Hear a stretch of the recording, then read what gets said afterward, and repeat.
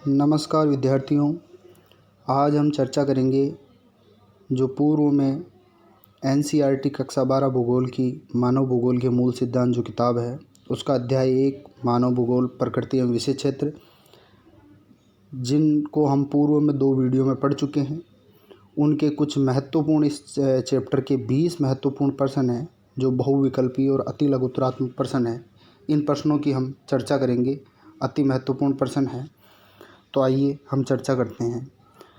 पहला जो बहुविकल्पीय प्रश्न लिया है कि नव निश्चयवाद विचारधारा के प्रतिपादक कौन है। नव निश्चयवाद विचारधारा जो हमने पूर्व में चैप्टर में भी पढ़ी थी कि 3 विचारधाराएं संकल्पनाएं थी। एक तो पर्यावरणीय निश्चयवाद और एक दूसरी है संभववाद विचारधारा और तीसरी थी नव निश्चयवाद विचारधारा। और इस नव निश्चयवाद विचारधारा जो इन दोनों पर्यावरणीय निश्चयवाद और संभववाद विचारधारा के बीच मध्य मार्ग की एक विचारधारा थी और ये विचारधारा थी ग्रिफिथ टेलर ने। तो इसका आंसर है स, ग्रिफिथ टेलर। नव निश्चयवाद विचारधारा के प्रतिपादक है ग्रिफिथ टेलर। इसके बाद में हम बात करें, दूसरा सवाल है कि मानव भूगोल के जनक कौन है या मानव भूगोल के पितामह कौन है, मानव भूगोल के पिता कौन है। इस प्रकार के जो सवाल आते हैं तो सबसे पहले इस मानव भूगोल के बारे में जिन विद्वान ने चर्चा की थी वो थे महोदय जर्मनी के रेटजेल। और रेटजेल को ही मानव भूगोल के जनक कहा जाता है। रेटजेल की एक पुस्तक है एंथ्रोपोजियोग्राफी।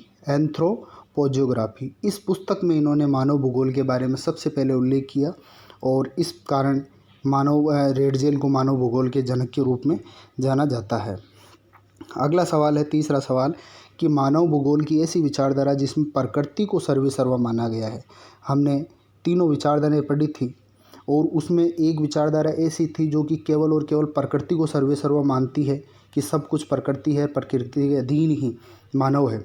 और दूसरी इसके जस्ट अपोजिट थी, तीसरी इनमें संतुलन की स्थिति में थी। तो ऐसी विचारधारा थी नियतिवाद या पर्यावरणीय निश्चयवाद।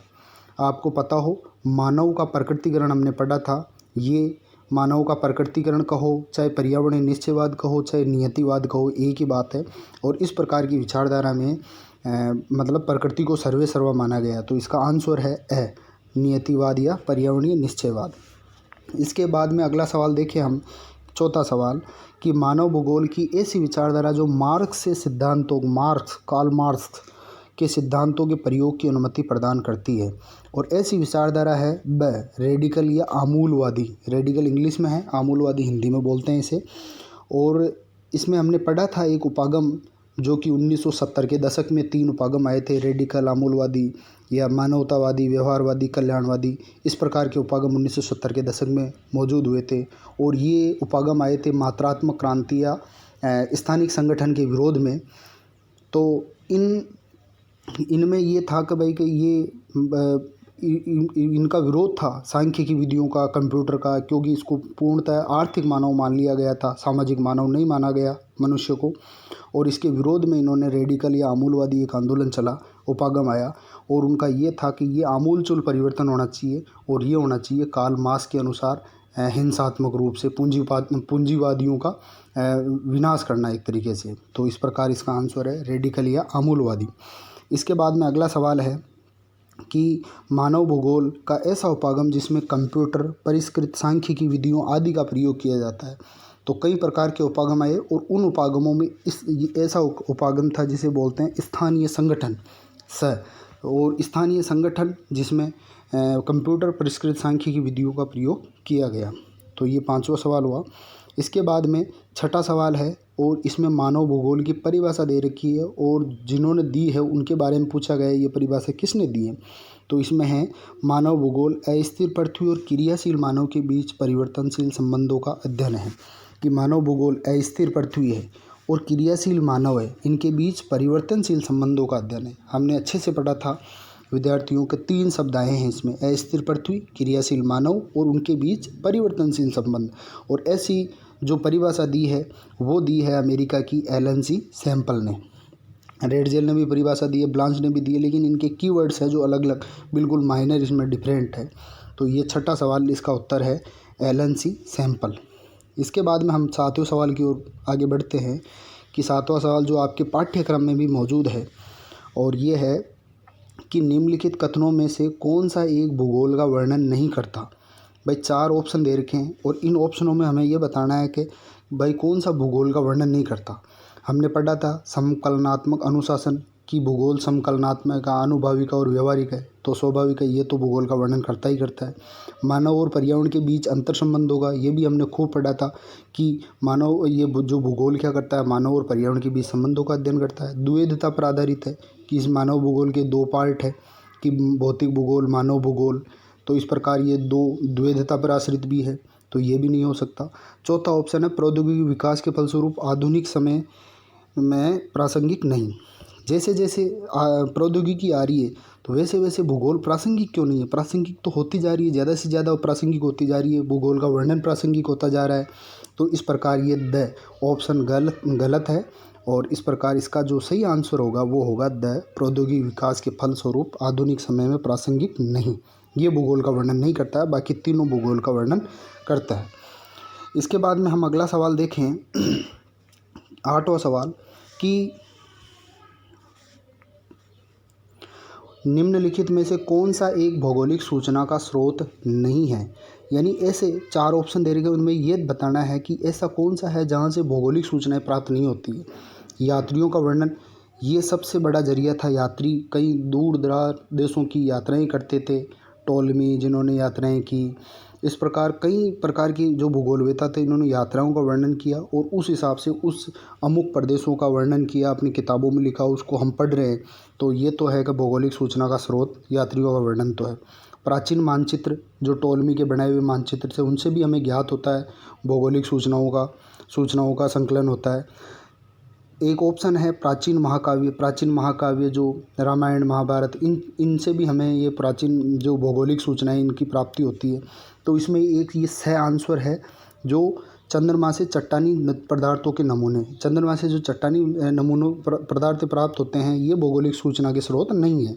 तो इस प्रकार इसका सही आंसर है स, चंद्रमा के चट्टानी पदार्थों के नमूने। इसके बाद में हम बात चर्चा करें अगला सवाल 9वां सवाल कि निम्नलिखित में से कौन सा एक लोगों और पर्यावरण के बीच अन्योन्य क्रियाएं का सर्वाधिक महत्वपूर्ण कारक है। भाई ऐसा कौन सा कारक है जो लोगों यानी मानव और पर्यावरण के बीच अन्योन्य क्रिया, मतलब एक दूसरे को प्रभावित करने, परिवर्तन करने की शक्ति, अन्योन्य क्रिया होगी में सर्वाधिक महत्वपूर्ण कारक है।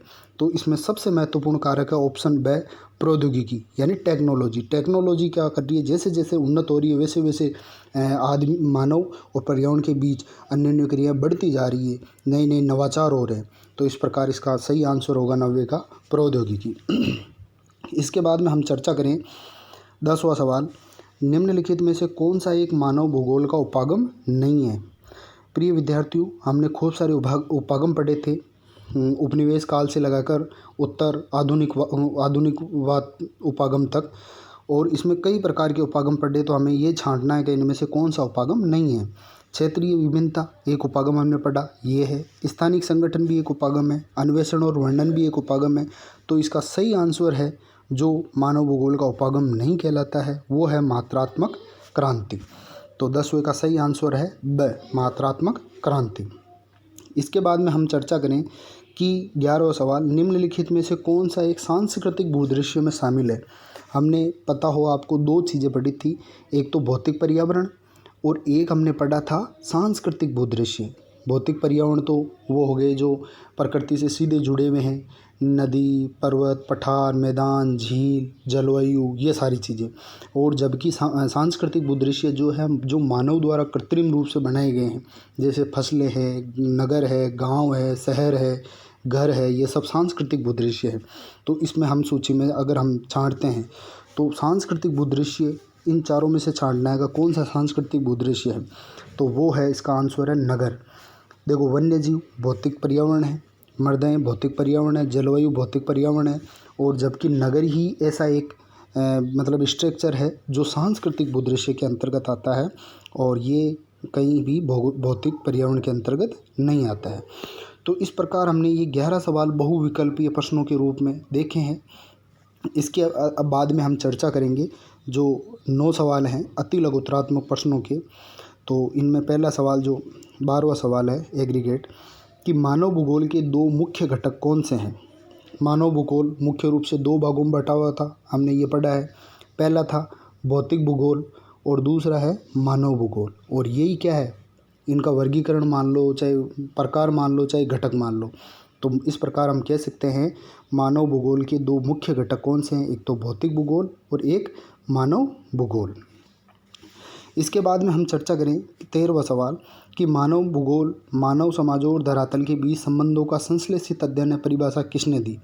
पहले भी हमने एक परिभाषा चर्चा की थी, अस्थिर पृथ्वी और क्रियाशील मानव के बीच परिवर्तनशील संबंध, 3 कीवर्ड्स आए थे।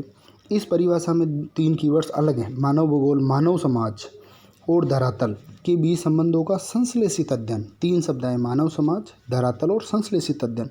और ये परिभाषा दी मानव भूगोल के बारे में श्रीमान रेडजेल महोदय ने। रेडजेल महोदय ने एंथ्रोपोजियोग्राफी में कही थी इस बात को। रेडजेल को मानव भूगोल का पिता भी कहा जाता है। एंथ्रोपोजियोग्राफी इनकी प्रसिद्ध पुस्तक थी। तो ये इस प्रकार इसका आंसर है रेडजेल। अगला सवाल है कि मानव का प्रकृतिकरण या पर्यावरणीय निश्चयवाद किसे कहते हैं। ये भी हमने पढ़ा है। तो इसकी सीधी सीधी परिभाषा ये है कि आदिम मानव समाज और प्रकृति की प्रबल शक्तियों के बीच इस प्रकार की अन्योन्य क्रिया को पर्यावरणीय निश्चयवाद कहते हैं। हमने पहले भी पढ़ा, पर्यावरणीय निश्चयवाद या मानव का प्रकृतिकरण में प्रकृति सर्वोपरि होती है, मानव प्रकृति को लेकर भयभीत रहता है। ये स्थितियाँ थी जब टेक्नोलॉजी का कम विकास था, और ये तब थी टेक्नोलॉजी कम जब मानव आदिम समाज में था, यानी बहुत ही पहले, मतलब प्रागैतिहासिक काल की ये चीज़ें हैं, आदिम मानव समाज और प्रकृति की प्रबल शक्तियों के बीच। अगला सवाल है 15वां, संभववाद विचारधारा की कोई 2 विशेषताएं बताओ। संभववाद विचारधारा हमने पढ़ी है, जिसमें मानव को सर्वोपरि माना गया है और प्रकृति पर विजय के रूप में इसको दर्शाया गया है कि मानव सब कुछ कर सकता है। तो इसकी कई प्रकार की विशेषताएं हैं। तो 2 विशेषताएं ये इस प्रकार है कि मानव का बेहतर सामाजिक और सांस्कृतिक विकास, और दूसरा है प्रकृति अवसर प्रदान करती है और मानव उनका उपयोग करता है। ये 2 विशेषताएं हैं संभववाद विचारधारा की। इसके बाद में हम बात करें, अगला सवाल, रुको और जाओ निश्चयवाद किसने दिया। एक संकल्पना थी अपने नव निश्चयवाद संकल्पना, और उसी नव निश्चयवाद संकल्पना को ही दूसरा नाम रुको और जाओ निश्चयवाद भी कहा गया है। और ये संकल्पना हमें पता है, नव निश्चयवाद संकल्पना ग्रिफिथ टेलर ने दी। जो इसमें पहला सवाल था वही सवाल है, और उसी को ही नव निश्चयवाद विचारधारा को ही रुको और जाओ निश्चयवाद भी कहते हैं। तो इस प्रकार इसका आंसर होगा ग्रिफिथ टेलर। रुको और जाओ निश्चयवाद किसने दिया, ग्रिफिथ टेलर ने। और इसी रुको और जाओ और निश्चयवाद को क्या बोलते हैं, दूसरा नाम है नव निश्चयवाद। नव निश्चयवाद।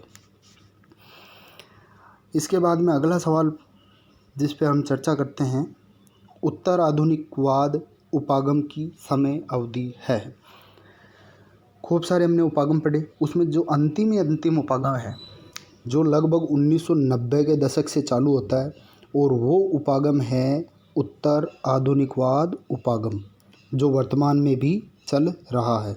तो इस प्रकार का उपागम, जो इस उपागम की प्रमुख विशेषता आपको पता हो, हमने पढ़ी थी कि कहीं भी पूरे विश्व का एक नियम नहीं हो सकता, कि कोई एक ही स्केल है और उस स्केल से ही पूरे विश्व को नापा जा सकता है, ऐसा संभव नहीं है। क्षेत्रों के हिसाब से भौगोलिक विभिन्नताएं होती है, प्रत्येक क्षेत्र की विभिन्नताएं विशेषताएं होती है, और उस भौगोलिक क्षेत्र की विशेषताओं यानी स्थानिक विशेषताओं के आधार पे ही उनके नियम बनाने चाहिए। इस प्रकार एक सार्वभौमिक नियम मानव भूगोल में संभव नहीं है।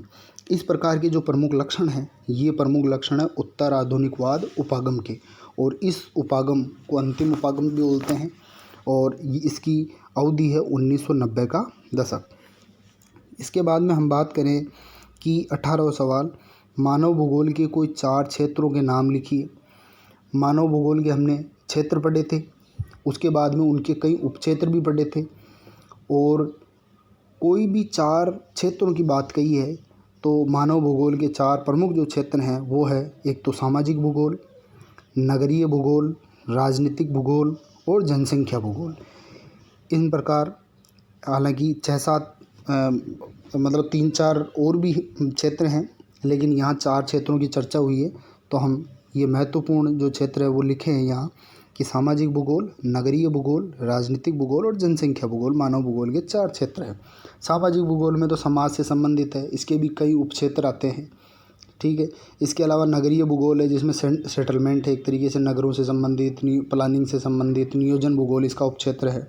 राजनीतिक भूगोल जिसमें निर्वाचन भूगोल और सैन्य भूगोल उपक्षेत्र है।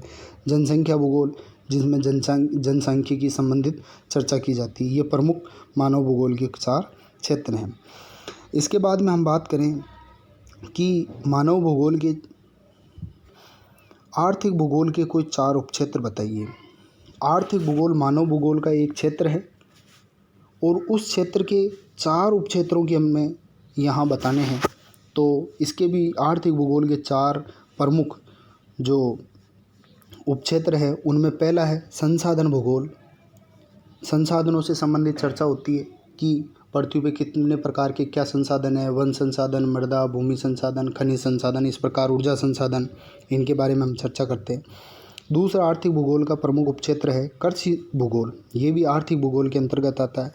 कृषि के अंतर्गत हम चर्चा करते हैं कितनी कृषि भूमि है, विश्व में कौन कौन सी कृषियाँ की जाती है, उनकी क्या आदर्श स्थितियाँ हैं, ये सारी चीज़ें। इसके अलावा उद्योग भूगोल के अंदर उद्योग धंधे, विनिर्माण, निर्माण क्षेत्र से संबंधित सारी चर्चाएं की जाती है, द्वितीय क्रियाकलाप से एक तरीके से। तो इस प्रकार ये भी आर्थिक भूगोल का एक प्रमुख उपक्षेत्र है। चौथा है जो आर्थिक भूगोल का ही एक अंग है पर्यटन भूगोल। पर्यटन भूगोल एक महत्वपूर्ण अंग माना जाता है आर्थिक भूगोल का।